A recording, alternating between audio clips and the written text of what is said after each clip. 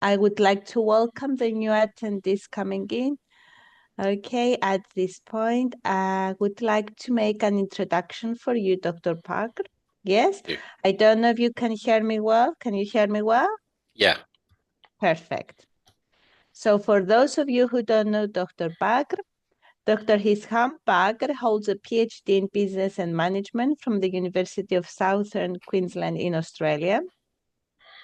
His expertise encompasses business development, marketing, sales, public relations, customer service, and executive management. Currently, he serves as a unit coordinator and lecturer at the Australian Institute of Higher Education, AIH, and the Victorian Institute of Technology, VIT, in Melbourne, where he incorporates global perspectives into his curriculum. Dr. Bakr's academic career includes positions as a lecturer at the University of East London, UEL, in the UK, and as an academic instructor at UNICAF University in Cyprus, as well as the University of Suffolk and Liverpool John Moores University in the UK. He has established a strong international presence in education. In addition to his academic contributions, Dr. Bakr has substantial industry experience. He previously held positions such as the Chief Executive Officer, CEO of Arabian Explorers Destination Management in the Middle East and North Africa, and the General Manager and Transnil Travel and Business Development Director at Cosmopetra in the Middle East. Fluent in English, French, and Arabic, Dr. Bakr effectively engages with diverse student populations. His dedication to student success is evident in the positive testimonials that highlight his supportive teaching style. Through his research, he addresses contemporary challenges focusing on university social responsibility, corporate social responsibility, and customer relationship management, particularly in relation to the experiences of international students. Now, at this point, I would like to say, Ms. Christiana, would you like to add anything? Yeah. Nothing from my side, thank you, Marina. Okay. Okay, if Ms. we're ready. Yes, Ms. Christiana is going to be here to assist us if we need any help with the technical issues. Yes, technical-wise. Thank you very much, Ms. Christiana. Dr. Thank you. Bakr, the floor is yours. Please let us know if you need anything. Thank you so much. If you could just put your presentation into full screen mode. Thank you.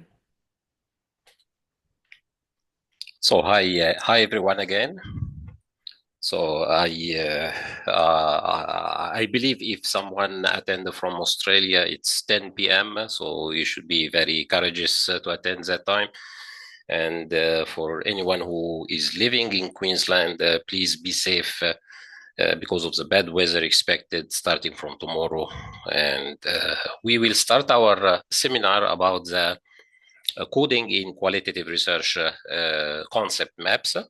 Actually, I'm going to visualize the data connection for a deeper insight and analysis, how we can create the concept maps, how we can integrate some qualitative and quantitative research at the same time. So it should be very interesting to go through all details today. Thank you so much, Marina and Christina, for having this introduction about myself. And I have more or less 30 years academic experience and professional experience. Academic-wise, I do have an extensive experience in 7 different universities in Australia and overseas. And I do have more than 5 years academic experience as a unit coordinator and lecturer, as well as executive levels in the business and management, especially in the travel industry, and some of the engineering consultancy as a business consultant and business development director. Today, actually, we are going to have some valuable inputs to understand by the end of this seminar. So we are going to divide the presentation actually for a couple of hours. The first 1 hour, I'll be trying as much as possible to finish in 60 minutes. And we will have 1 hour for question and answers and to cover any queries or any clarification you may need.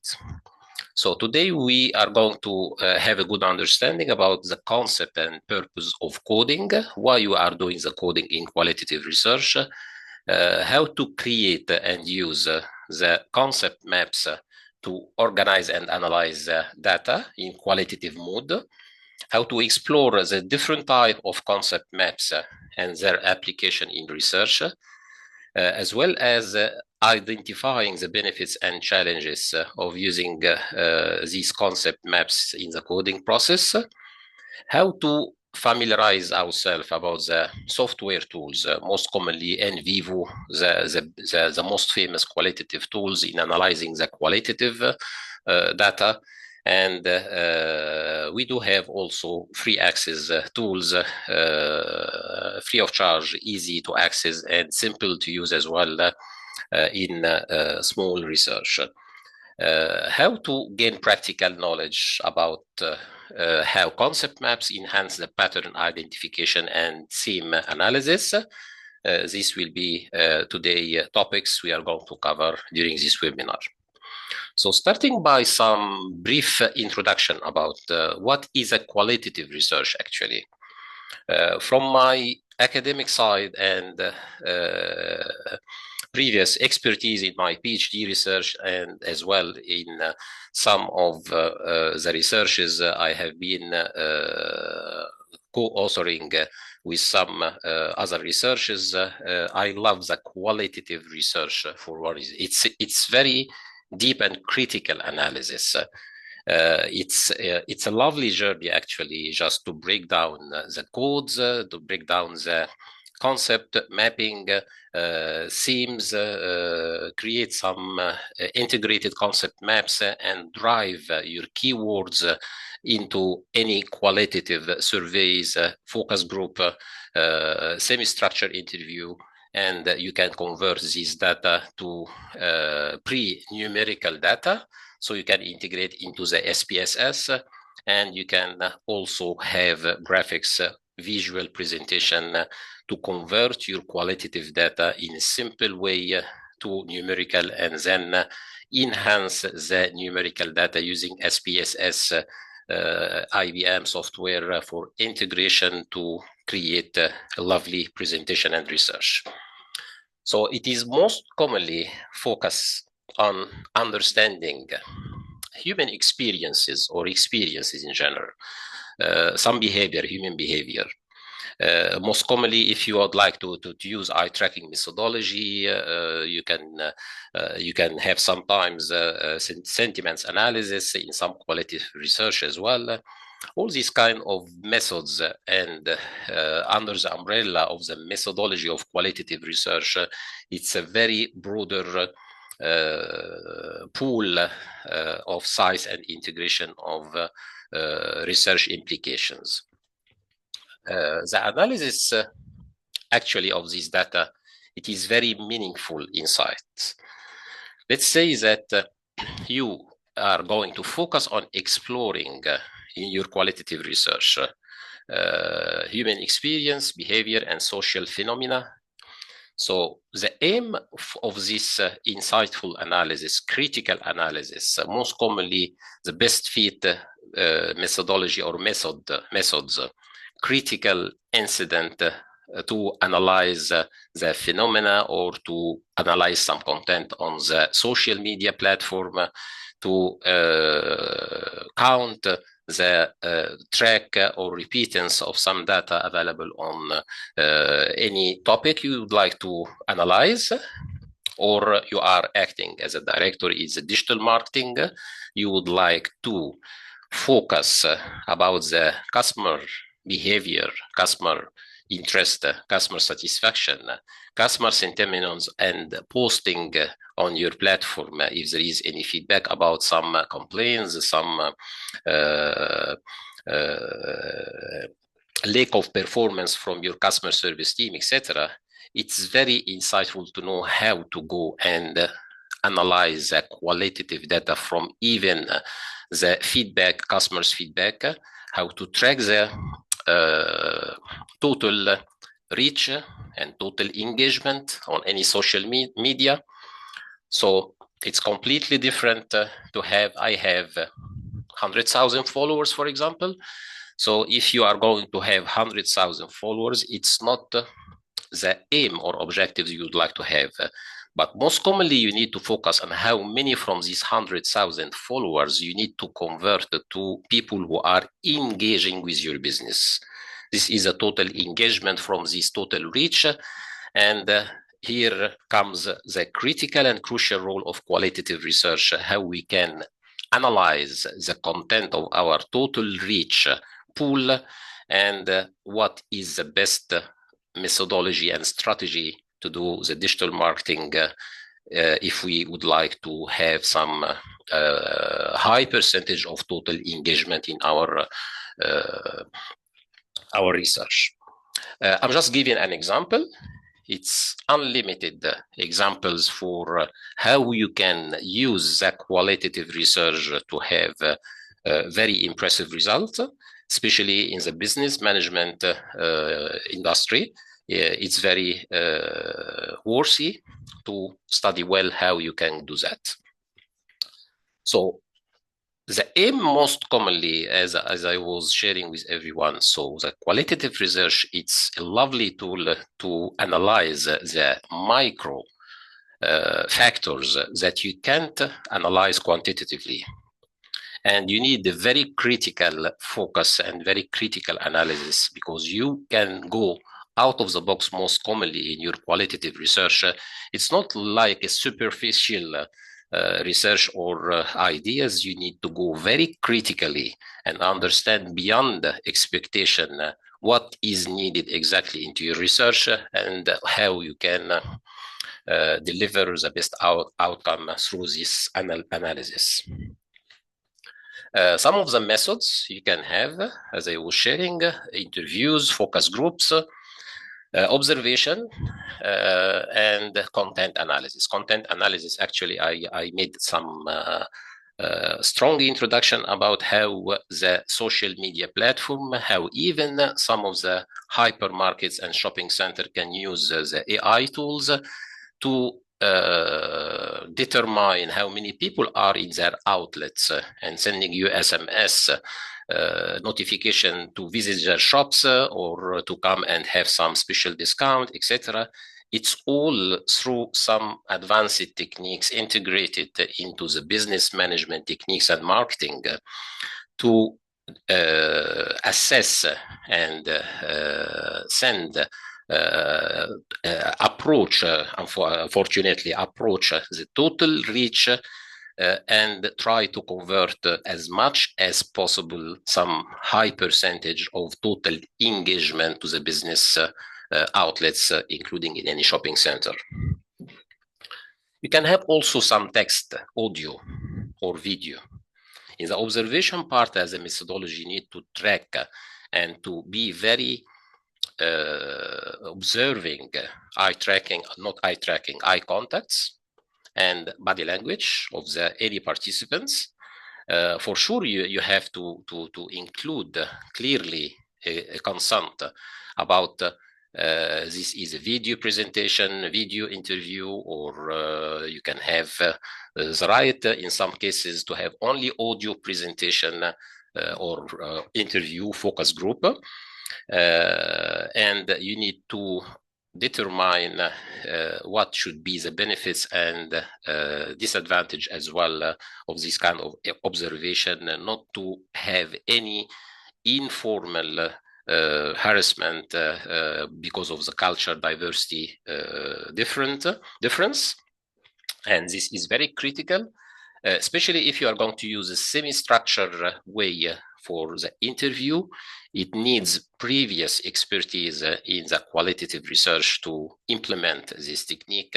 Otherwise, you can lose the control of the interview, especially if you are managing executive management level of interview. If you don't have previous strong background about how you can manipulate the semi-structured interview way, and how you can explore the observation, especially in the high executive level, who they are most commonly go back and forth to avoid having a clear, straightforward answer to your questions. You need to go through observations and semi-structured way to reach the best outcome of your qualitative research and interview. Become after what is coding actually. So let's say I'm sending survey, a qualitative survey to people. It's an open-end questions. So I need to categorize actually into themes or into category. So this survey, it can be mixed methodology between qualitative and quantitative with using some kind of Likert scale and multiple choice answer. So you can count the frequency of yes and no or multiple choice and convert it to quantitative research very easily and very quickly. So comes after you can convert to graphics, diagrams, and you can explore and analyze the data and reach your outcome. However, into making some coding and labeling into the open-end question, most commonly in the part of any survey, you need to track the frequency of the keywords. You need to set up firstly some keywords you have to tailor-made or to draft to assess the qualitative software to count for you how many people, for example, are including in their answers about the quality of customer service. How many people are unhappy? How many people are referring to corporate social responsibility? How many people to say we need to have some of the university social responsibility and so on. So as per your research, even medical research even, you can assess any kind of data or topics as per your research questions and convert into a list of keywords that they are all combining to the focus group of your research and track the frequency of repeatance into your qualitative data. So you can make the coding process as per identifying the patterns, concept, and relationship in the data. For example, in my research, in my PhD research, I was assessing the Australian Bureau of Statistics information published on their on the government website about the overseas enrollment during the COVID in 2022. And I realized that there is some conflicts between the Ministry of Education and the Ministry of Education Employment and Employability and Skills. There is some transition happened in May 2022, and there is some conflicts and discrepancy in the information available. So I was extracting this information. I was identifying into an advanced way using Excel spreadsheet, advanced techniques with Excel to analyze the data, create some graphics and diagrams, and create the links and interlinks that led to identify this confusion and reflection about liminality, marginalization, and mental health issue happening to the overseas students during the COVID, led to kicking out the higher education sector from the top 10 of the GDP in Australia to an unidentified rank. It was the third among the GDP top 10. After this confusion and conflicts happening for a couple of years from 2020 until May or June 2022, Australia actually was mostly out of the higher education sector from the market because of other country and other pioneers in the online education approaches a high percentage of the overseas students in Australia. And this has to be avoided if they are using some techniques for strategy to make students retention, if they were in a position to read my research and identify how can we assess the student satisfaction and how we can implement some university social responsibility initiated from the corporate social responsibility, that all the universities are business organization and they must treat students as customers. For sure, there is an academic integrity relationship between the students and the academic team and the administration team, enrollment, etc. But however, we must, as experts in the business management field and sector, practically and professionally and academically, we have to treat the students as customers to reach the higher level of student satisfaction, to draw a higher education policy and a higher education policy, because it is reflecting on the GDP of the country, not only in Australia, everywhere in the world. So I draw in this qualitative research, actually, some roadmap to the Australian federal government to use it, how you can explore the potential of the education sector in Australia and you can maximize the GDP. Not only this, you will have how to avoid through some advanced technique in the CRM system and integration with all the universities in Australia, in all the 8 states, different states. And for sure, there will be, in advanced stage, some integration with the AI to use the implication of the fourth industrial revolution, or FIR. So codes actually are, you can break down into small chunks, words, phrases, symbols that represent your data. So I can give you some example of coding. If we are talking about the students, because actually we do have lots of pioneer universities in the education sector, and I can also share my word of mouth about UNICAF as one of the pioneer leading online universities and teaching platform around the world.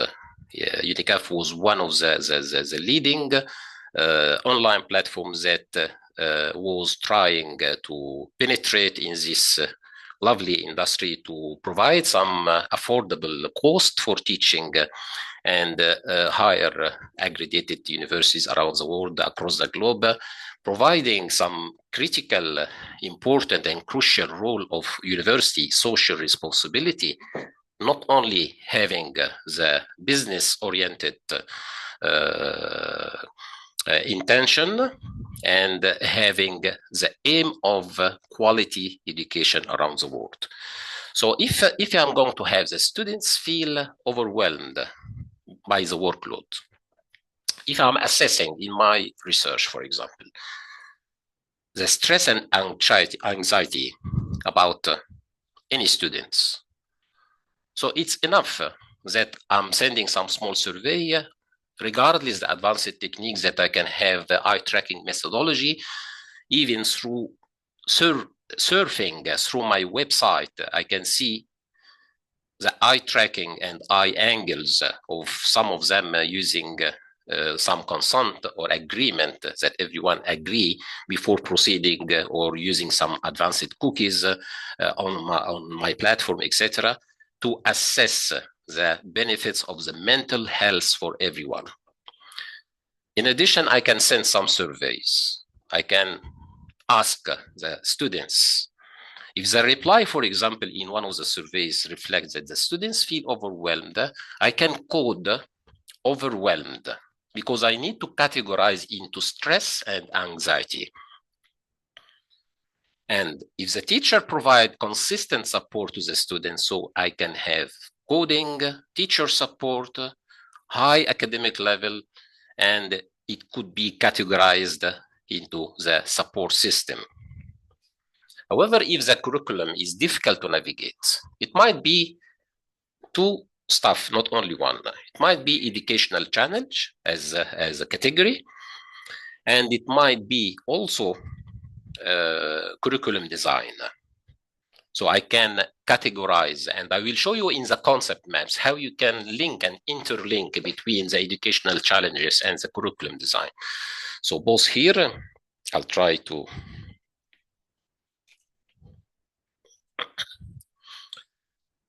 point here, just to let you see, difficult curriculum, it could be educational challenge, and it could be also curriculum design here. If you do have the course structure is too rigid and doesn't allow for flexibility. It is very close to the curriculum, is difficult to navigate. So I can link and interlink between difficult curriculum and rigid structure to have the same category as a curriculum design or educational challenge that are reflecting the same. People are saying you have a poor quality of service.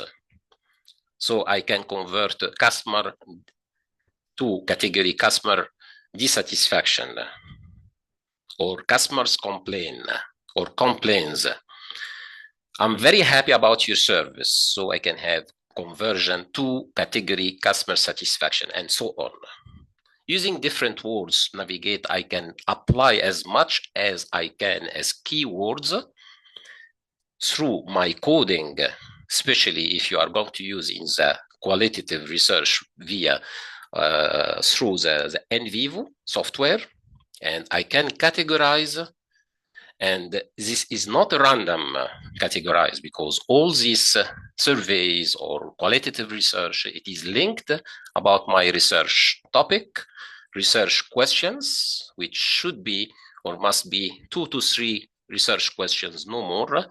Because more research questions, you are going to lose control of your research, and you are going to be distracted about the focus point of the research. As an example, in my PhD research, I have 335 pages analyzing CRM, corporate social responsibility, and university social responsibility. I do have 2 frameworks. And I do have to link this business and management approaches and theories with liminality, marginalization, and mental health. So I do have the focus point is student satisfaction. The focus point was the CRM and CSR, corporate social responsibility. So you should go back and forth throughout the full research without losing control of your focus point. Create a clear, consistent, and to the point. Each place into your research, you need to go back and forth to the focus point to clarify to the audience and reader and the examiner how your research is concise and precise and to the point. Otherwise, you will lose control, and even you will be very distracting about finding the enough appropriate resources to get from the scholarly researches to include and involve in your research.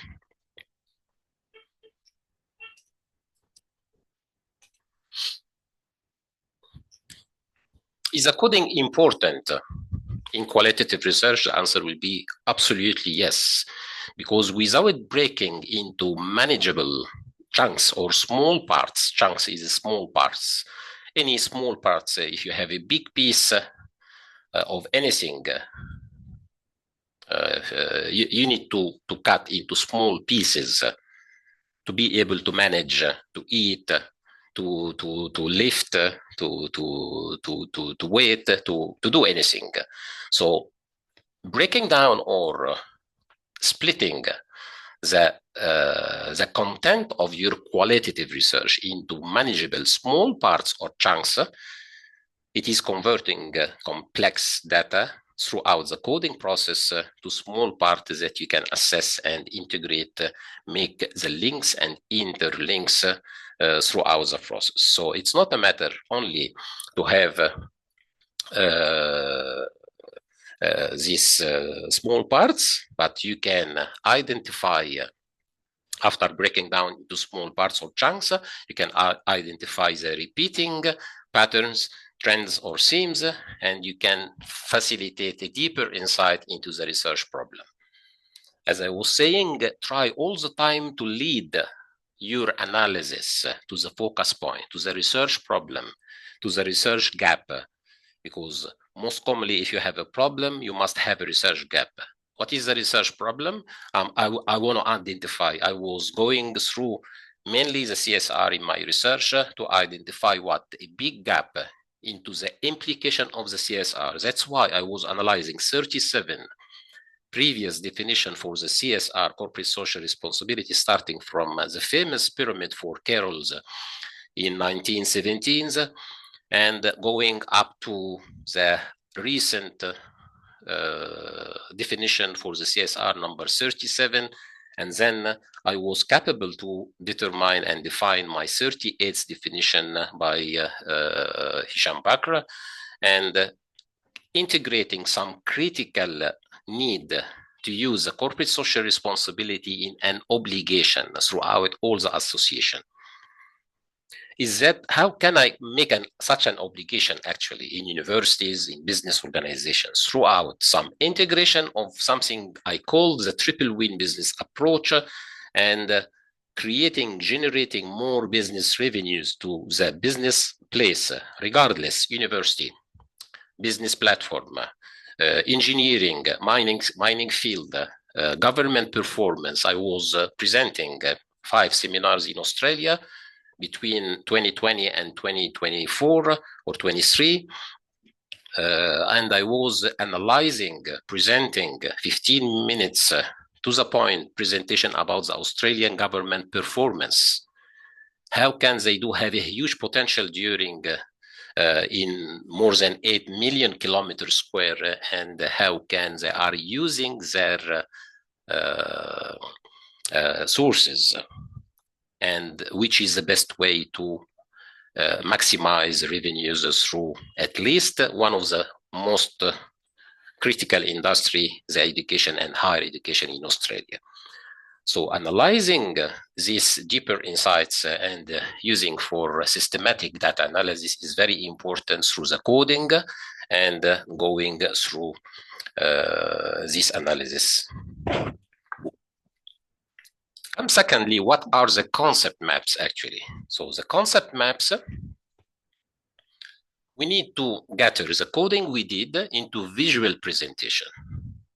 And before having this visual presentation, we need to create the links and interlinks.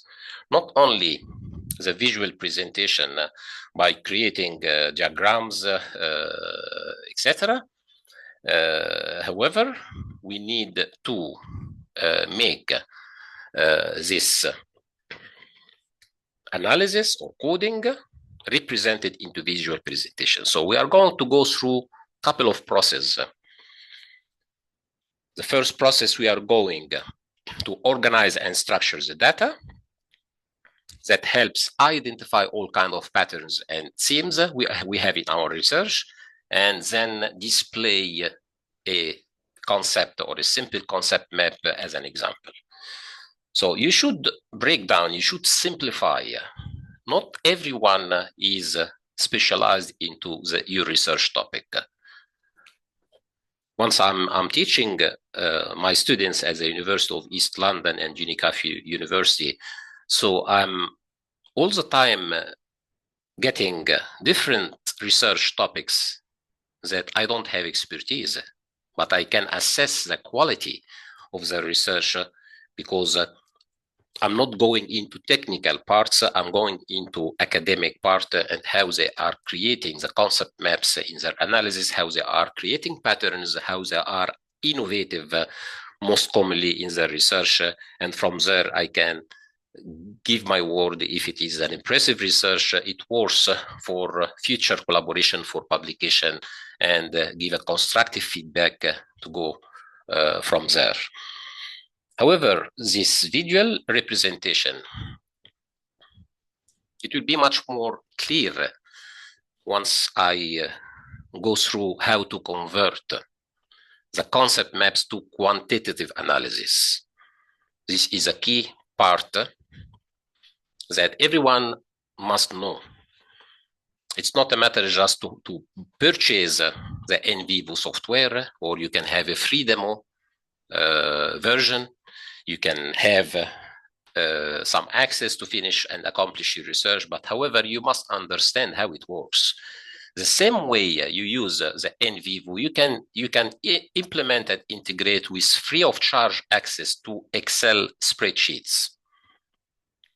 So Excel spreadsheets, if you are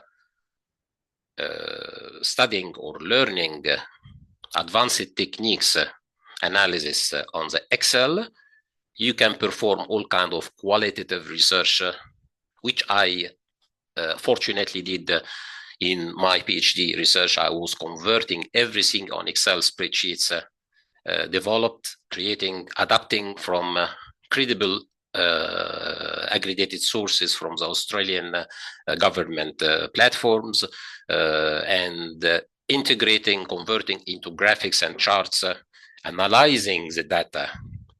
Many people, many researchers are only very happy once they are including graphics and charts without any further explanation or just referring to the appendices. Charts cannot be explained virtually from any reader. You must analyze critically, very deep, very critical analysis, especially in the qualitative research, to allow people understand your graphics. You must understand, you must let your audience understand what you mean by your graphics, what you mean by everything, including into any figures or graphics.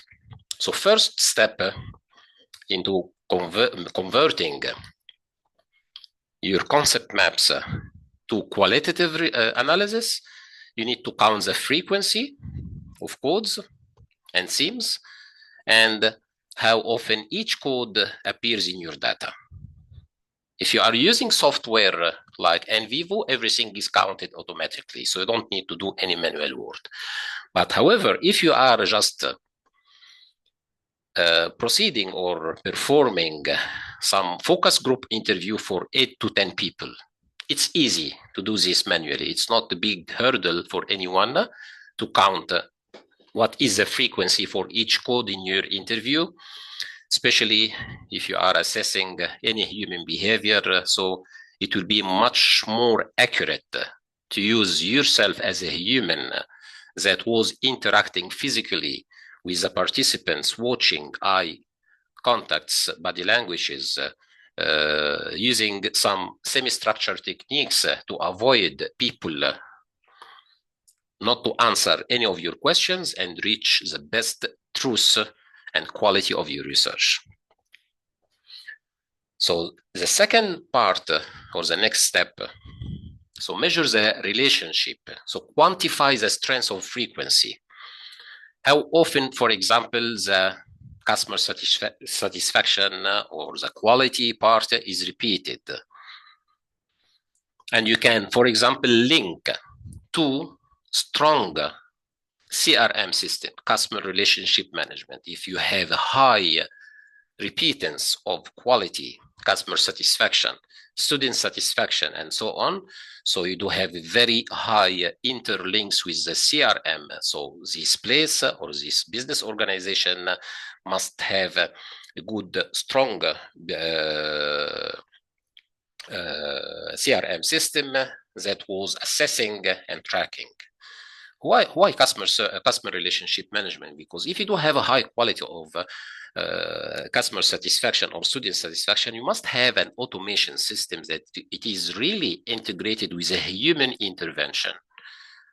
All the time I was repeating for 4 years during my study that the automation are very helpful, but they are very silly, because we are feeding the AI tools with what we need. If we are feeding these AI tools inappropriately, we will have very silly outcomes. But however, if you are updating through an integration director or manager whose role is just to follow the CRM performance, link to the organization objectives, we are going to have a very strong outcome. In some of the universities, for example, they are sending automated message to students. We will drop you study because you are not paying your tuition. However, the same students are on a leave of absence. So how can you drop my study and I'm legally performing to any visa obligation at the place or at the country, and I don't have to pay any fees because I am on a leave of absence.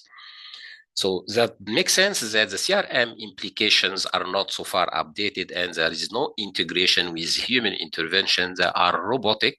And if they are robotic, you must expect some unusual behavior, and it will reflect for sure customer or students' dissatisfaction about this panic, this mental health stress while you are. So measuring the relationship to quantify these trends is very important to create properly the relationship.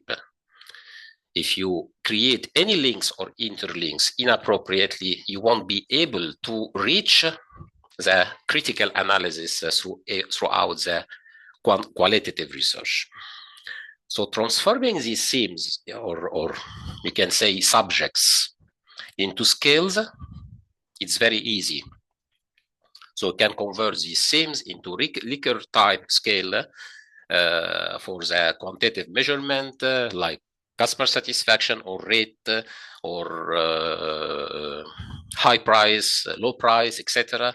Any kind of engineering sector, any kind of medical research, you can create the scales through the appropriate coding relevant to your research. It's not a matter to use the same examples I'm sharing. I'm just giving my area of expertise. But however, there are plenty of unlimited researchers around the globe. They are much more keen and knowledgeable about their research topics. Break down your qualitative research into any industry into small scales, small subjects, and create links and interlinks through the coding and repeatings of the frequency of repeaters of each chunks. So you can create a semantic coding matrix. You can convert to statistical analysis. You can use chi-square, you can use correlations. Everything will be very easy for you through the SPSS because it is working automatically.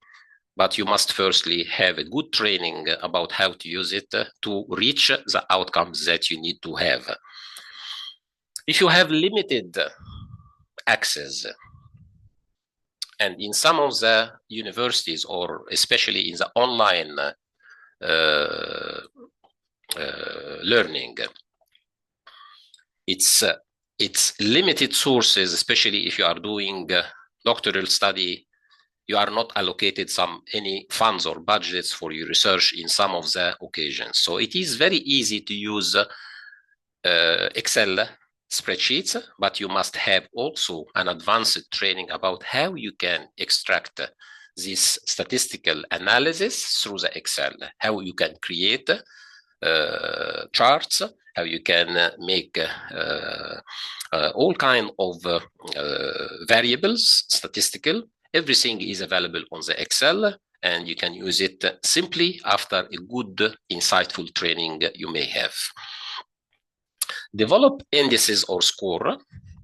You have to weight each of your themes. Based on what? Based on the importance, frequency, and create a score for each one. And you can summarize at the end all together through integration between NVivo and SPSS. If you don't have NVivo, you need to break down your analysis through the Excel. It will be a bit complex and hard if you don't have enough training, but however, it will be quicker and then integrate. SPSS and NVivo, I believe they have a free demo, but you have to be very prudent. Otherwise, if you don't finish within the trial period they are going to provide for you, you must purchase the software. But if you are ready to integrate your data into the software, extracting your charts and maps and everything, and then proceed for the deep analysis, critical analysis as easy as you can. So it will be a good idea. Be ready with your data, and you will have at least 1 month. You can integrate, extract the charts and graphics and all the visual forms, and then make a copy, save your copy, integrate. For sure, do not forget to reference the sources of your extraction created by yourself as a researcher, and cite the sources that I have been using, SPSS or NVivo as a free demo, as an acknowledge to their techniques throughout the research.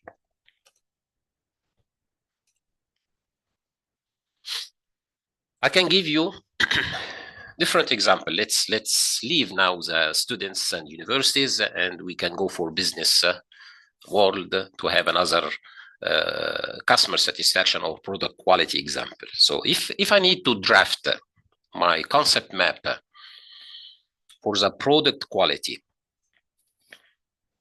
you can see in this example both the product quality and customer service are reaching the same category, which is customer experience. So I want to reach a high quality of customer experience. So break down links and interlinks. So assess the product quality as code, assess the impact, direct and indirect, assess the influence on the customer experience behavior, and link both of them to customer experience. Both high quality and high customer service will lead to customer experience, good customer experience, customer satisfaction. Not only customer satisfaction, customer experience could be also including customer loyalty, customer promoter. If you are going promoter, if you are happy, if you are satisfied. I was teaching my students at the Australian Institute of Higher Education in the digital marketing and customer satisfaction quality management. I was saying customer satisfaction is the first step. However, if you do have a good CRM system, you can have customer loyalty. Customer will come back to you. Just drop a message to any of your customer at their birthday and say, happy birthday, we want to make your day happy, special. Every business place has personal data for their customers. At least they do have their phone. It's not necessary to have your birth date or whatever, but at least some of the smart business places, they do have the birth date. Drop a message to your customers in special date and say, hello, we are here. They will say, I need to return to this place again. So it's a promoter. He start to be loyal. He start to be having a good customer satisfaction. And the next stage will be loyalty. And then not only loyalty, he is going to struggle for you. If anyone says this is not a good place, say no, this is a wonderful place. I promote this place to you to go and try. Maybe you didn't face a good experience, but by my experience, this is a promoter. He's promoting to you. And once the customer experience is promoting, so you can have the best of the best outcome, because he or she can be reaching an influencer to your business. So both of the quality, product quality and customer service are leading to the same category. And you can create the relationship between the concept, product quality and customer service, as I was explaining. They are both interacting and influencing the customer experience. So they are all walking and going the same direction, or the same arrows direction. From this concept map example, you can determine one important brainstorming to yourself. You're going to ask yourself, is creating the coding comes before or after the concept maps? So I believe many of you were asking, which step are first, coding or concept maps? Shall I draw the concept maps first or doing the coding first? So the answer will be surely the coding first. Because if you don't do the coding first, and I'll show you another example, you won't be capable to have the concept map. For example, this example, if I didn't have the coding done first, how can I reach this concept map? I was breaking down any qualitative research analysis into quality, customer service, performance or level of satisfaction, and many other keywords and coding. To categorize. I'm categorizing customer experience. I want to analyze the customer experience throughout the product quality impacts, etc., and customer service, and create some correlation or relationship between both of them to create my concept map. So the concept map comes next or after the coding. Or I can break down the interview to field notes into smaller segments. Some of the ideas, some of the themes, subjects, and represent the purpose for this coding. Identify and label all these kind of segments linked to your research questions or patterns. So I have to break down to any small notes throughout the process of interview, and then identify what are the category linked to my research that are dropping. If I'm analyzing the customer relationship, so I was analyzing the critical records for people. What relationship between people studying in China and having discrimination with my research? Yes, I was assessing overseas students in Australia and elsewhere, in UK and in many other countries, and I was making comparison about the university's behavior and creating links and interlinks that will confirm by evidence that while having a high university social responsibility, I will have a high record of student satisfaction.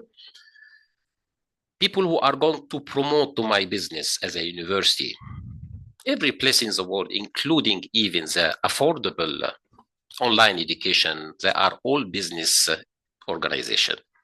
None of them are non-profit organizations, even though you are providing high scholarship, because we are collecting money. And once we are collecting money, it's a business organization. So we must link to the double win business approach.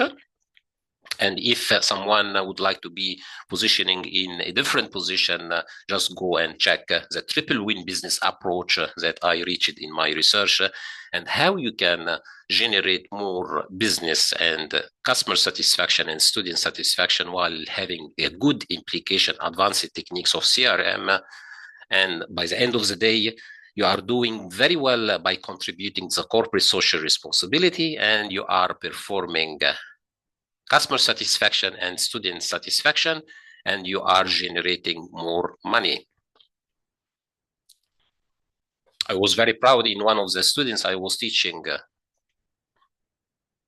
to be honest, many students that I was teaching, that they are sharing testimonials with me, and I shared with the academic team at both UNICAF and the University of East London, that some of the students, MBA students, are very serious to enroll in the PhD because of the techniques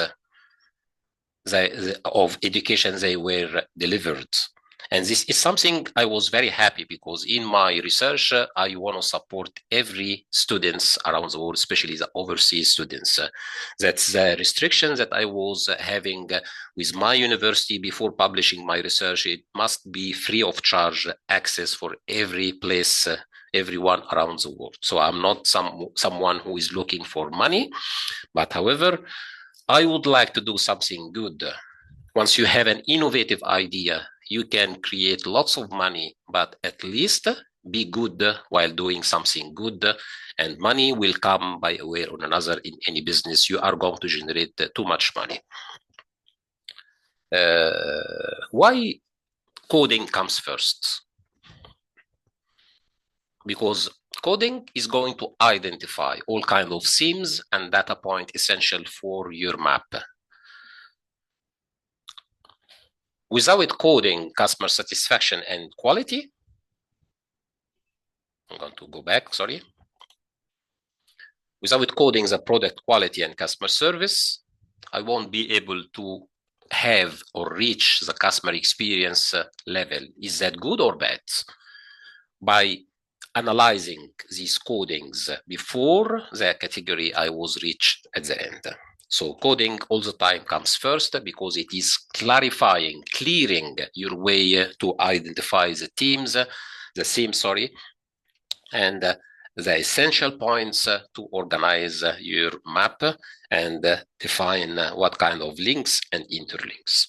After the concept maps, after coding, why the concept maps? Because you need to visualize. You need to visualize the relationships between these codes and themes you are analyzing. Some medical issues in a rural place, or you are analyzing lack of performance of engineering design for any reason in some cities around the world. Why you are analyzing this? So they do have expert for engineering design, but they don't have funds. So you are arranging for analyzing the quality of performance in this country or city and say why we can't say. So you need to go and visualize why we are not good in engineering design, although we do have too many people expert and smart in doing that. Because there are issues. If you are going to code throughout the research questions and break down into small parts linked to the focus point of your research, what you need to look for, what is a research problem or gap, or gaps even sometimes, and link codes, you are going to see the problem beyond expectation. Maybe it will be in any other research some culture issues, some geographical issue, or topography. Topography is something related to the topography of the country or the place. So it must be assessed and identified in any qualitative research. And once you are going to process, the concept maps will show how codes connect. You are going to see the interactions and links and interlinks, or sublinks, or like heading and subheadings. And you are going to understand what kind of relationship between after your interpretation and your critical analysis. Sometimes researchers, unfortunately, didn't find the deep critical analysis they want to reach. But however, if you can even use some kind of triangulation to strengthen your outputs by having the critical incident theory implications throughout some other similar research done into your research topic, you can use this critical incident reported by other research and published in as a journal articles, publications, books, etc., or any even social media analysis throughout the word of mouth of platforms. But you can forget about Wikipedia, go to any social media platform, high frequency, because even in the social media platform, you can have lots of unlimited fake review about any product.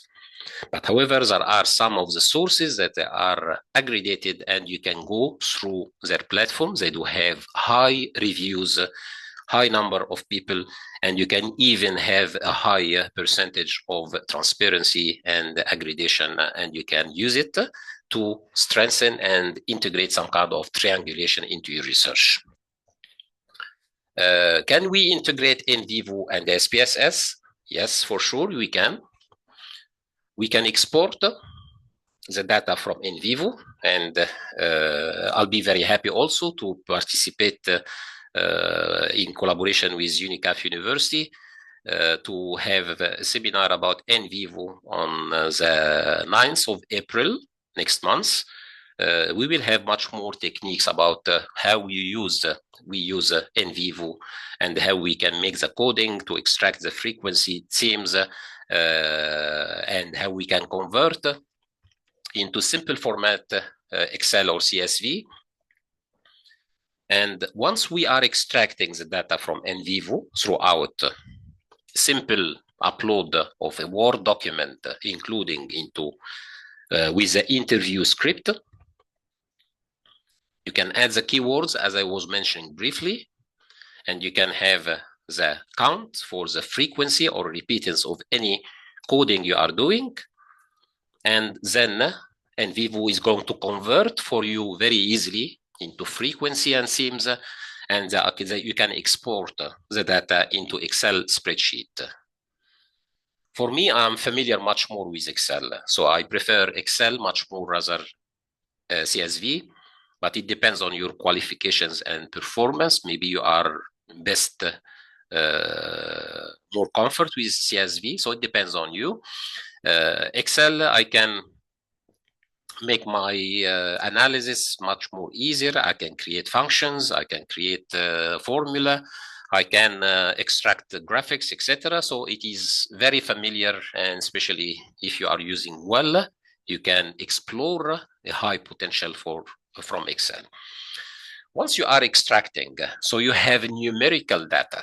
So in vivo role is converting the text into numbers throughout the coding process, and you can have these numbers to create the concept maps.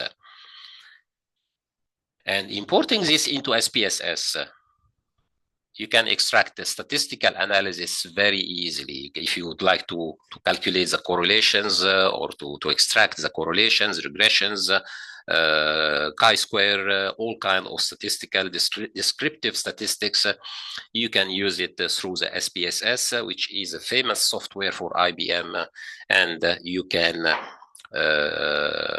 reach the best of the best outcomes through the integration between both qualitative software like in vivo and SPSS.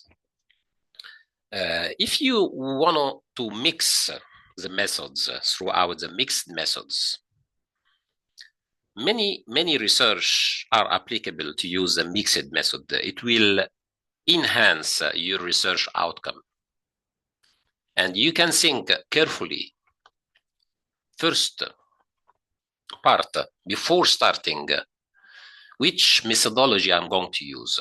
Just draft your research topic. What will be your research topic? This is the first step. If you can create title, subtitle, no more than 13 to 15 words as title and subtitle, it will be perfect fit for a research or an article. Then once you are going to draft your research questions, and again, narrow down your research question as much as you can.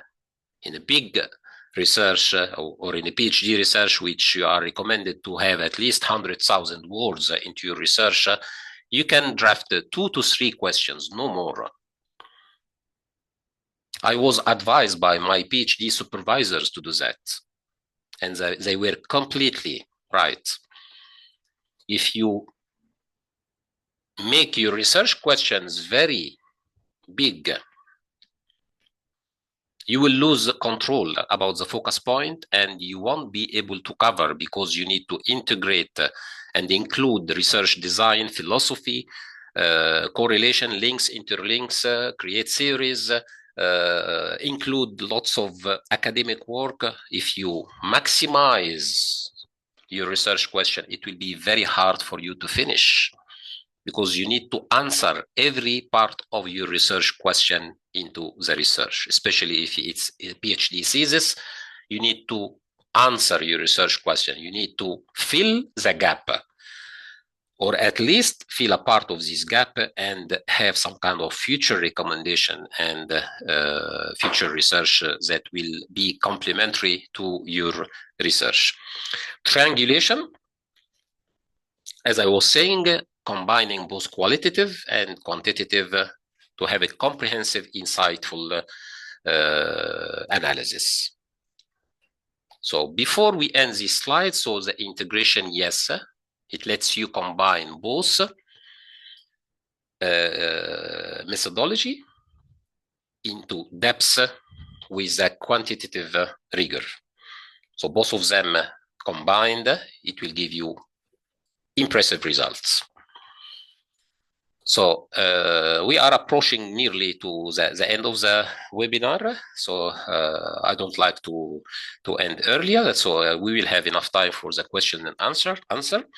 So the steps to create the concept map encoding.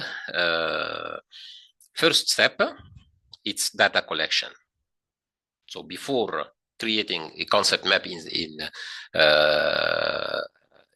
after the coding, so the data collection, you can gather all the qualitative data, interview, focus group, etc.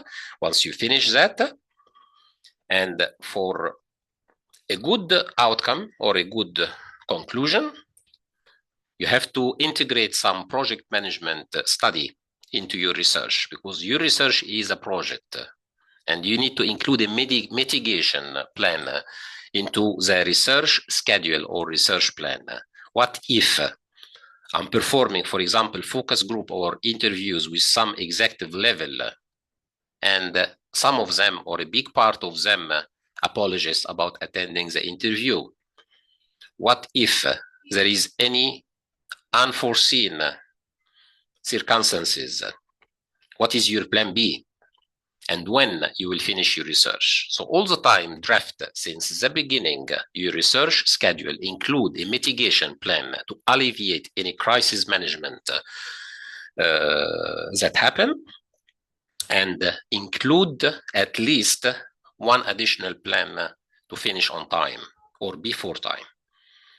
Otherwise, you will lose control. You won't be able to reach the thesis submission or research submission on time, and you might have a high risk to lose control about your research.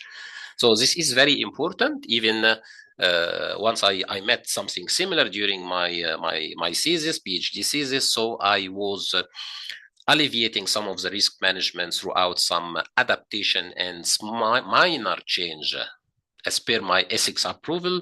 And I was in a capacity to finish my research on time, because since the start, 4 years ago, once I started for 4 years my research. So I was integrating a plan B and a plan C, because it's a global research actually. And I was integrating a couple of additional plans to make sure that my research will be implemented on time. And I was completely forecasting the truth and reality. Nothing was predicting COVID-19, and nothing was predicting that we will all be in a capacity to be locked everywhere, and any interviews or focus group, no one will be able to do it because of the restrictions and travel restrictions and pandemic issues. And that's why if you are forecasting what could be happening since very early, you can draft your plan B and C, and you will be capable to have an initial reading to familiarize yourself about the data you collect and how you can identify your codes and create some small chunks or codes, small codes, small short phrases or terms, and organize it into group or categorize. And then once you categorize, you can create the relationship and draw connection between all the themes to visualize your data. So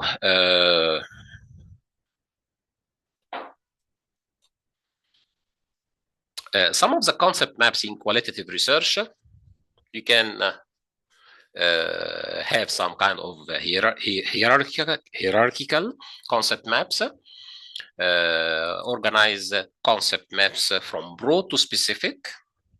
You'll have some hierarchy between the relationship, and other are as a flow chart. You can have create the flow chart. It is usable even in PowerPoint presentation. You can create this through some techniques and tools into your smart graphics, into the PowerPoint presentation files, and you can show the process or sequence very easily. Spider diagrams, they can show the interconnections and relationship once there are too many variables. But I don't really like the spider diagrams very much, because it is a bit complex and it is not clearly showing, except if you do have too many variables. That's why if you are downsizing your research questions into very specific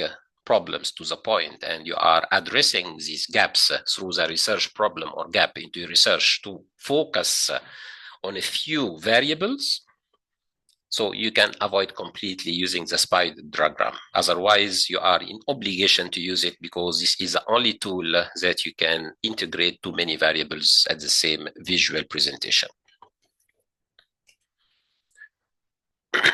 This is another way, and again, you can use this through the PPP files, PowerPoint presentation. You can use it, and there are minor training how to do this through the smart graphics. You can use it even ready through some of them are ready, but in other situation or other circumstances, you have to adapt the ready-made format or concept maps, including in the PowerPoint presentations. For example, if you need 2 subcategories and you want to take 4, for example, if you don't find 4, you have to do it manually. So you need to use the tab key and the enter key, to adjust the graphics and concept maps as per your research needs. If I'm talking about the hierarchical concept maps of customer satisfaction, I can initiate 2 subcategories: product quality and customer service. And if I'm talking about customer service, response time and helpfulness or speed in their service, or we can call something in a customer service environment or business process outsourcing facilities, we can have an average handling time, AHT. AHT is an average handling time. We have also call ratios and first call resolution, FCR, or first call resolution. That means I'm tracking and assessing the key performance indicators or KPIs of the customer service performance into how much speed they are, what is the response time or AHT, and what is average handling time of each call, what is first call resolution means I'm calling any of the customer service agent and my problem is resolved in one call.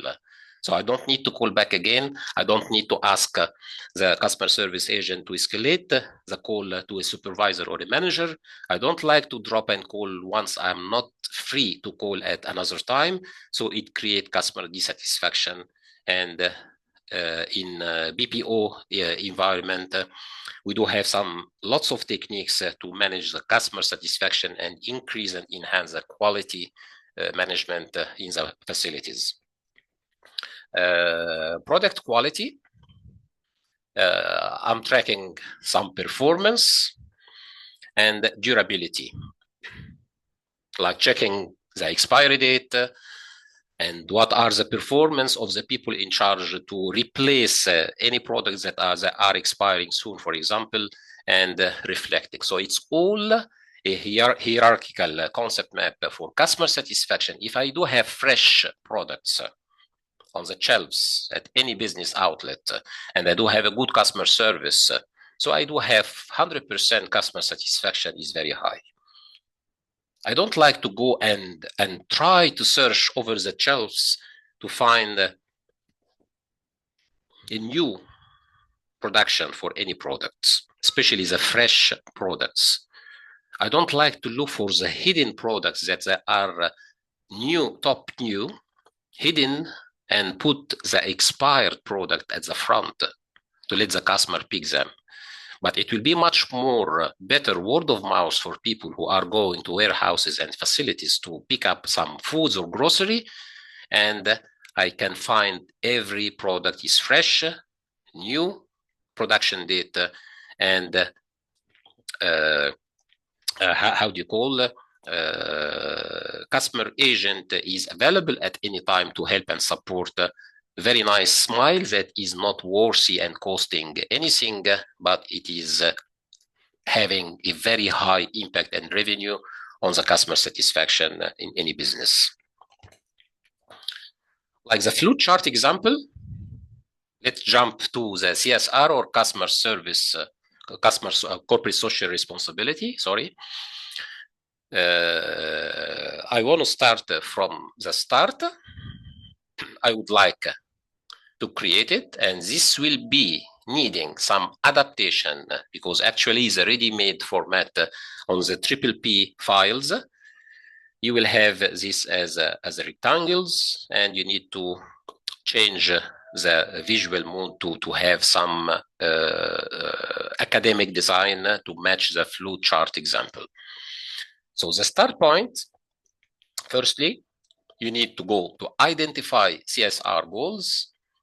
What are the community needs matching with and aligned with your research? Design what kind of CSR programs.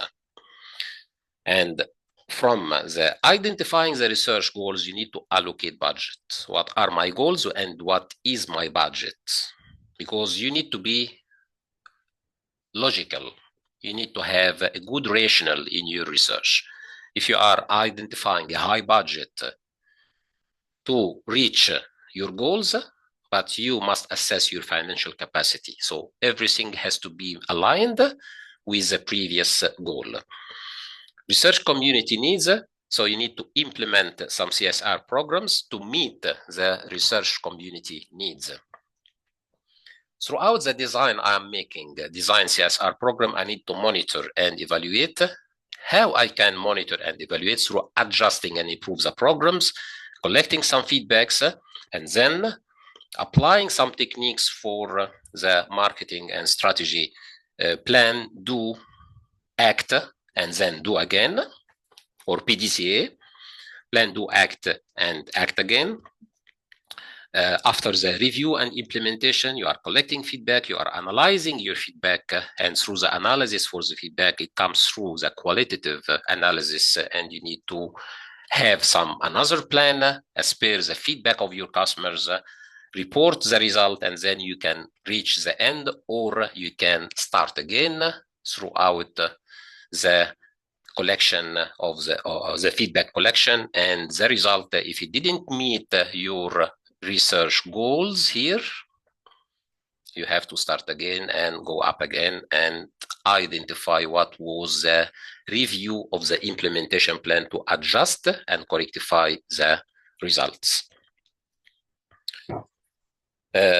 Concept maps actually in coding have a very clear structure of coding themes, and it can help to have a visual representation, flexibility as per the codes develop, and collaboration. So flexibility, how can you have flexibility? For example, if you are trying to have 3 phases interviews or 3 stages of focus group into your research, as per the first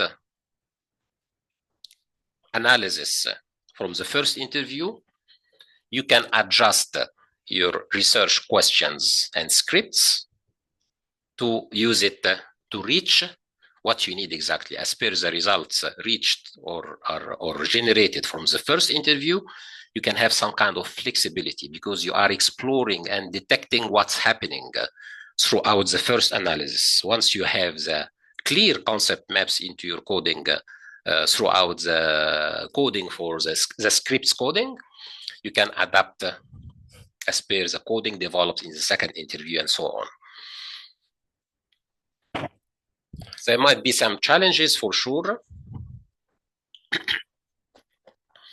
If the data are too much, as I was telling you, or too much variables, it will be very hard, or at least you are going to use some annoying techniques like the spider techniques, and it will be not really very clear to everyone. So starting from the beginning, narrow down your themes, narrow down your coding, focus on the focus point of your research. Subjectivity also is one of the challenges because researchers might have a critical interpretation different from each other. Each one can have a different view from another angle that the researcher is viewing the subject, and then it's not a matter of correct or wrong. It's a matter of different persons have different opinion and may have a different interpretation. If you are just very focusing and you look sad, one of the researchers or one of the people can say he is very sad, but the person is not sad, he is just focusing. So it's different. It is subject to subjectivity because it's a different analysis. Why you are very sad? It happens to me many times. Sometimes I'm just deep focusing on any subject and I have someone to say, why you are very sad? I'm not sad. I'm just focusing.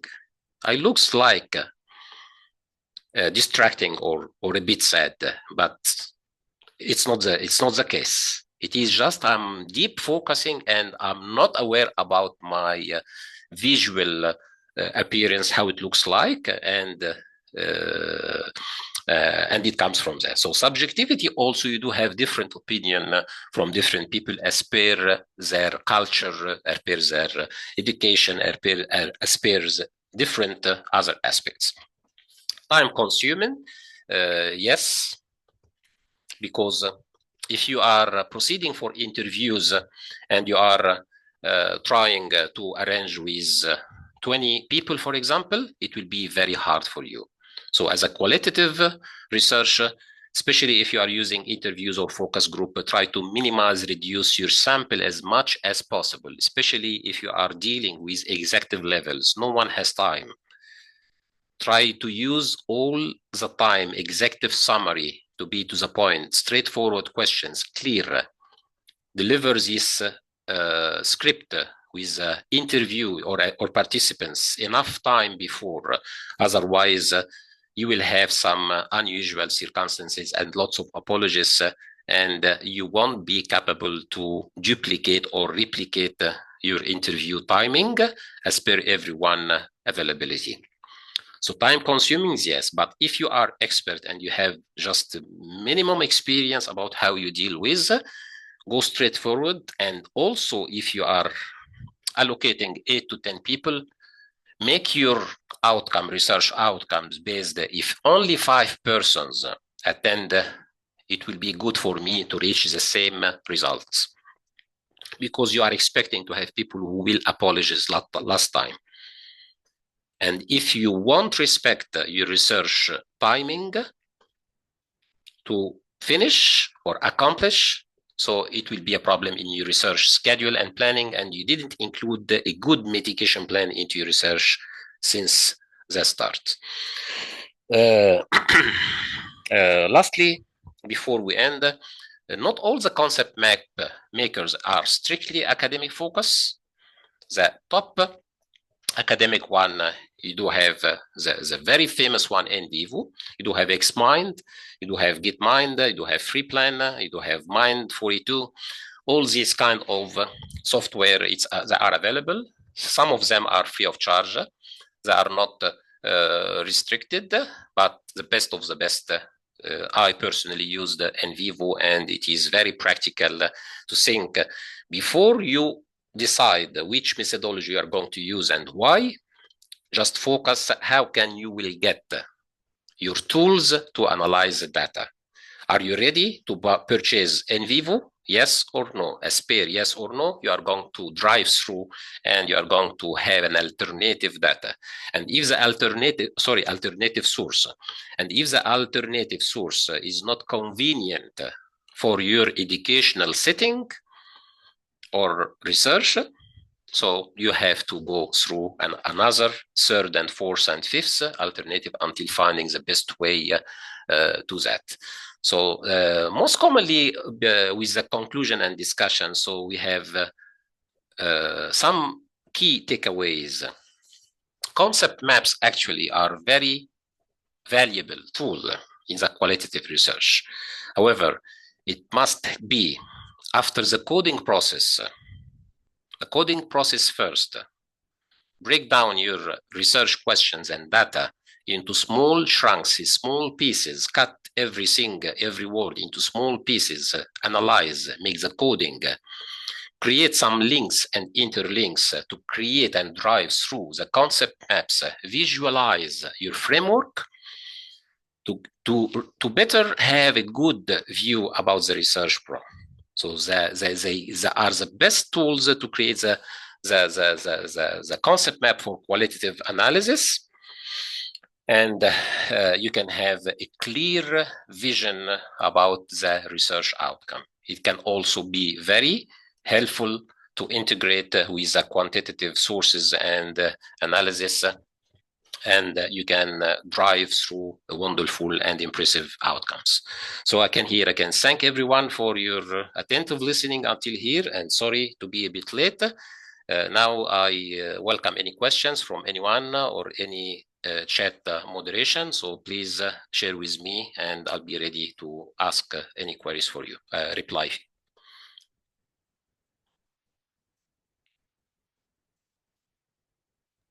Marina, I cannot hear you for some reason.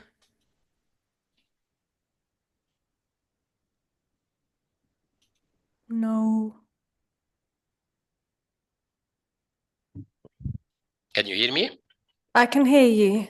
Yeah. It's just Marina. I'm not sure what's...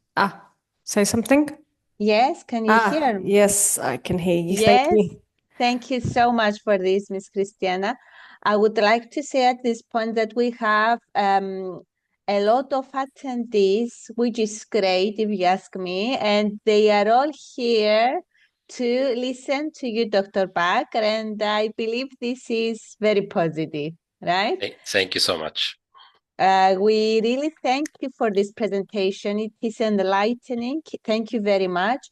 I would like to make an observation. Please do not raise your hand. If you have any questions, please write your questions into the Q&A. Yes, thank you very much for this. Okay, so we will start now with the questions, as I can see that we have a lot of them coming in. Hello, I am Tris Hardiado from Indonesia. Welcome. Okay. Qualitative research relies on coding to uncover themes and patterns. How do we ensure our interpretations are accurate? Okay, can the researcher's perspective shape the findings more than the data itself? Understanding the challenges of subjectivity, consistency, and ethical representation in coding is key to meaningful qualitative analysis. Are we coding for clarity or creating new bias? For example, I collect data from a community with a different language and who are not familiar with English. Is it by using recordings which are then translated, coded? What is the justification for this? Because there is a possibility of bias. I know it is quite big. If you want me, I can repeat it, yes? Not all, but just I'm trying to precise what needed exactly from this long question. Yes, I'm going to break it down, starting from How do we ensure our interpretations are accurate? So actually, in any qualitative research, you do have to include into your ethics consideration any kind of bias. So throughout using the softwares like NVivo or throughout addressing keywords to track the frequency of any interviews or surveys. So you are free of bias. So you are just tracking, you are just identifying what are the key points to analyze. And regardless your opinion, because you are not doing manually, you are tracking throughout the software. If you are worried about the bias, especially if you are having some interview or script through the video, interview or recording, etc., you need to use software, so you don't have any chance. And also, even if you are assessing and analyzing the videos for the interviews and focus group, you need to share with the participants as per the consent that you let everyone sign before. You need to see and check with every participant if anyone has any concern about your analysis. For what reason? To avoid the bias. To avoid the bias, maybe my point of view, it is subject to my point as per my culture. However, if I'm sharing with Marina now and I'm saying you did that, you mean that, Marina is going to say, no, I didn't mean that. So you need to change the output here because it is not reflecting what I want to say. So no researcher has the right to publish the outcome unless sharing the outcome with the participants, and it must be among the ethics approval of your research, and everyone should confirm, I'm happy to publish and have a copy of this before the publication. They are totally right, even in the anonymous research, and you don't like to mention participants' name, but they do have the rights to have a copy of your research outcomes before publishing. Thank you very much for this, Dr. Bakr. Thank you. Can a researcher's perspective shape the findings more than the data itself? That was the next part of the this long question. Analyzing, I'm sorry, Marina, can you say again? Yes, of course. Can a researcher's perspective shape the findings more than the data itself? The researcher's perspective.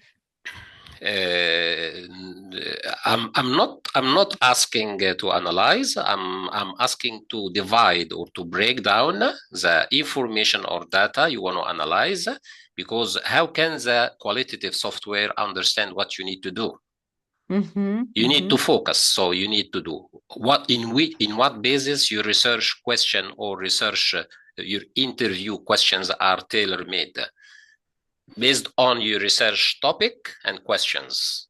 Okay. Why you are asking me in this question if it is not reflecting and dropping the answer into your gap pool to fill the gap? If it is not replying or answering your research gap, or it is aligning with your research question, so it must be a problem with the research questions themselves. Very good. Okay, we have a student saying that is doing a PhD in education with UNICAF Zambia. Suppose you took qualitative research method on performance of learners. However, apart from interviews, focus group discussion, etc., we'll want to check how students have been passing over some years using pass rates and compare this with data collected in the interviews and observations. Can it be okay that I combine my method with quantitative? Absolutely, yes. If even it is linked to some part with the critical incident theory, so they have the right to link if there is published data matching your research to avoid paying any extra fees or to purchase any software to do that, or to have some more triangulation by combining both qualitative and quantitative, it absolutely at the same direction. So it won't be any problem to combine both of them. Quantitative data analysis requires a certain minimal sample size, which the qualitative interview sample size may not have. So how would you justify the validity and reliability of the quantitative results derived from the qualitative data? I must proceed for triangulation before assessing. So it depends on your research topic. So each research has a different situation and different case. So in each research, as per your research, you need to identify, and before identifying, you need to decide what will be the sample size if you are going to use any of qualitative or quantitative research analysis. So you need to identify is that will be easy for me to convert this data and perform, because if you are selecting, for example, a sample of 5,000 or 500, are you capable to convert the data into visual presentation to everyone? If you do have lots of conflicts, lots of different opinions, so you should answer yourself this question. How can I will be able to convert this numerical data, regardless qualitative or quantitative? Because both of them, by the end of the day, you are going to convert qualitative data to numerical data. And both of them, they will be published throughout visual presentation. If you are not forecasting what you will be doing and including some mitigation plan into your identifying the samples, it will be a problem to accomplish the research, and there will be some, as we said in project management, some critical paths that you didn't identify. Mm-hmm. Thank you very much for this. Thank you. When triangulating qualitative data into the SPSS, do we classify it as mixed method, and must we introduce hypotheses? Not necessary, actually. If it is purely quantitative, some as per the research as well. So it depends on the research topics. It depends on what are the best way to analyze your data. For example, in my research, I use the mixed method, and I didn't have hypothesis to implement, to integrate. So it depends on the research. If it is necessary to do that, it has many answers or reply as per the research topics, as per your research question, as per the area, as per your restrictions, as per lots of alternative answers that we can predict. We cannot predict in advance. But however, both of them mixed is considered a mixed method, which is stronger and credible than using only one, because you are using statistic published over the scholarly sources. You are integrating into qualitative. Even if you would like to avoid bias as much as possible, try to integrate, to make some kind of triangulation with your qualitative research with Yamnimi. That's what I did in my PhD research. Once I was breaking down the data published over the scholarly source and the governmental official websites, I was making my own analysis to strengthen and to make some truthness and create much more triangulation in the data generated. So I was extracting data from their official website to strengthen what I reached through my analysis. So you can do both. Thank you very much for this. Is coding and concept maps in qualitative research applicable in a desk research? What do you mean by desk research? I'm not quite sure. I'm not very familiar. Maybe secondary. Secondary. No, it is most commonly in primary sources. Yeah. Okay, thank you very much for this. Yeah. How does the triangulation model look like after the concept maps in data coding? No, I didn't get the question's meaning exactly. Can you say in again? relation? Yes, of course. In relation to the concept maps, how does the triangulation model look like in the data coding? Triangulation is mixing both qualitative and quantitative.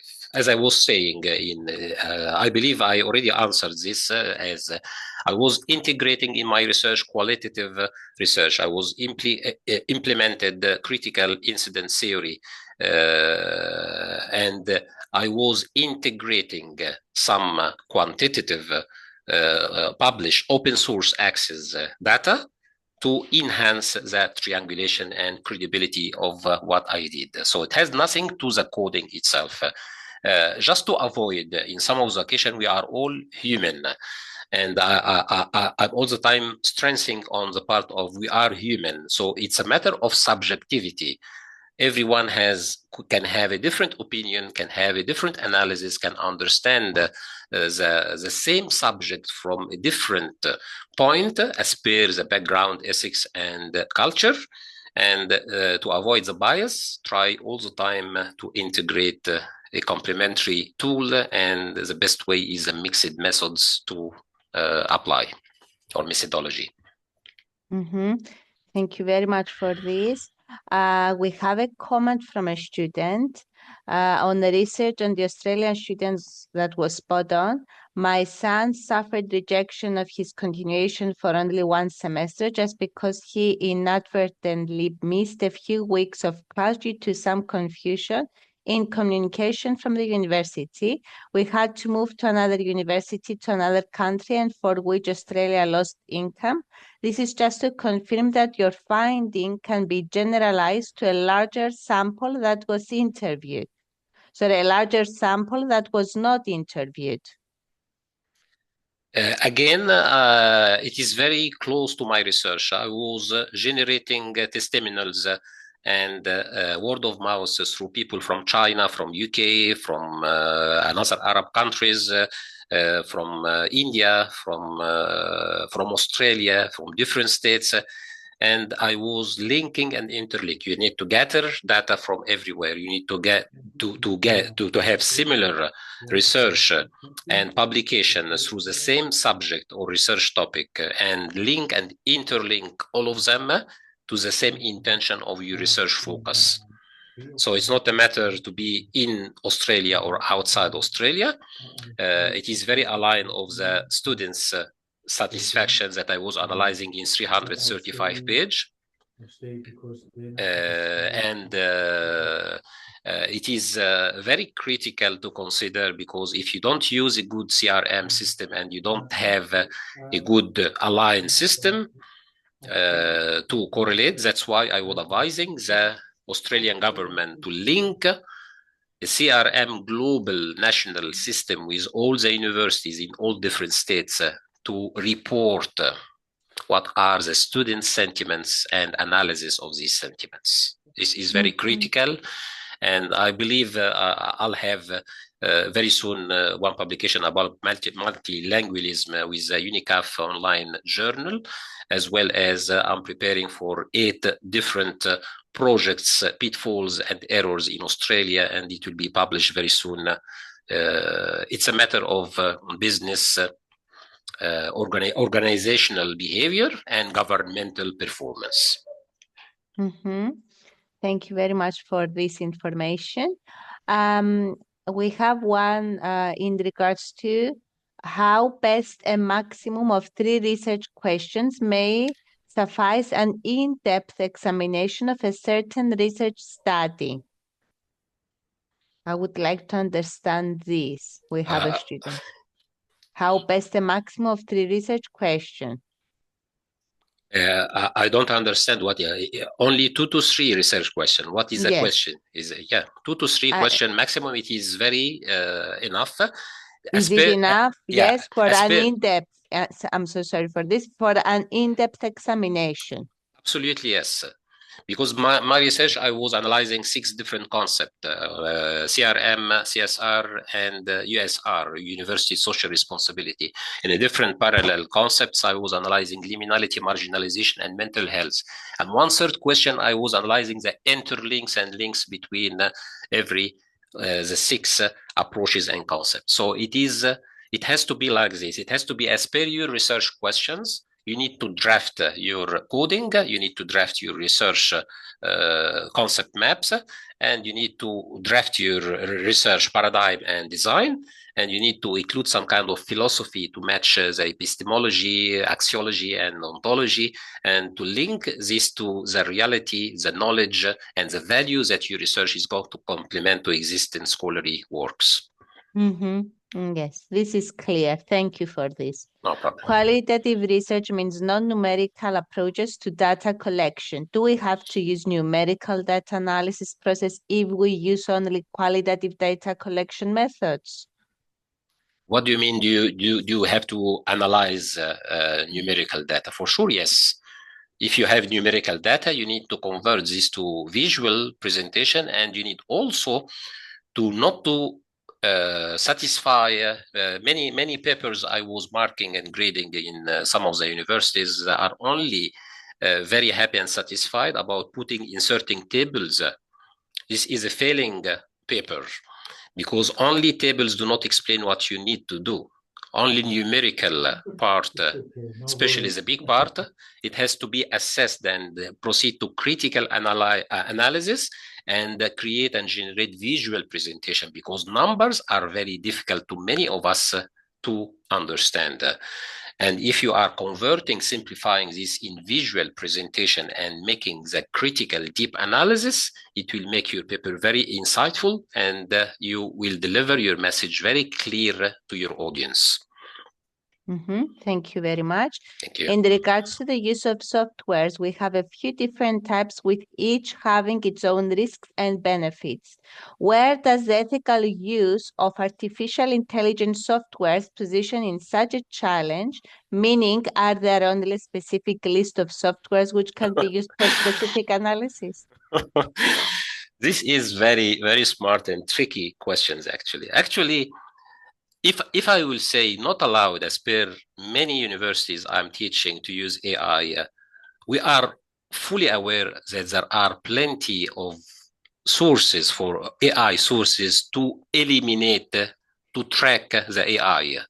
So many students are using the AI, and we are quite sure, but we don't have evidence, actually. We don't have evidence because they are also at the same time using another AI platform to erase, to track the AI score and pretend that this is a true score. You can, everyone proceeding for master degree, it is completely restricted to generate a full text through the AI, because it is not your own work. It is a plagiarism. It is 100% plagiarism. However, if you are just using the AI to support you to find some references, and I did some examples to try to find examples, just to share with everyone that AI is generating fake sources.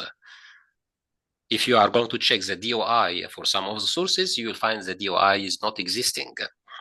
So I made sometimes samples of tests to identify how it looks like, to be able to mark the paper I'm marking. But however, if you are using to paraphrase, many people, including me, are not native English. So we have the right as a higher degree, especially the doctoral studies, which where this webinar is made especially for them. You do have funds for proofreading. You do have funds to go for editing company and places to have a proofreading of your research, because you must write properly and express your thoughts and idea clearly. So this is the editing. Now with the technology, I believe it's very comfort for everyone to use a proofreading of AI tool. However, it is the sole responsibility for the researcher to include the in-text citation after paraphrasing, and to include the references through the EndNote software or manually. And I recommend for doctoral study to use the EndNote software to integrate all kind of referencing style. It can save plenty of time, and it is very accurate. and you will have very minor, small work to do to edit some of the references that are not properly correct. Okay, perfect. Okay, we have a question here. Can you please elaborate more on the two main characteristics of concept maps, including propositional structure and hierarchical structure? Hierarchical. You want to go back to the slide for hierarchical structure? We have, yes. So Yeah. the question is two main characteristics of concept maps, including propositional structure and hierarchical structure. Okay, just 1 second. I'm going to share.